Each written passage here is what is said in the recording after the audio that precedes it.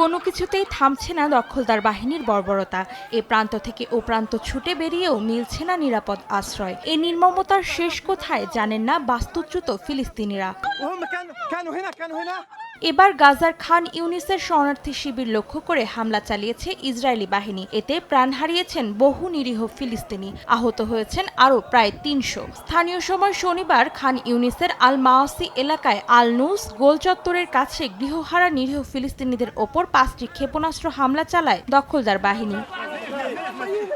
এদিকে আহতদের অবস্থা আশঙ্কাজনক হওয়ায় নিহতের সংখ্যা বাড়তে পারে বলে জানিয়েছে গাজার স্বাস্থ্য মন্ত্রণালয়। তবে ইসরায়েলি বাহিনীর দাবি, হামাসের সামরিক শাখার এক শীর্ষ কমান্ডারকে লক্ষ্য করে এই হামলা চালিয়েছে তারা। অথচ হামলার লক্ষ্যবস্তুতে পরিণত করা এলাকা কয়েকদিন আগে নিরাপদ অঞ্চল হিসেবে ঘোষণা দিয়েছিল ইসরায়েলি বাহিনী। সেখানেও নারকীয় তাণ্ডব চালালো ইসরায়েল। অন্তরা সেন, সময় সংবাদ।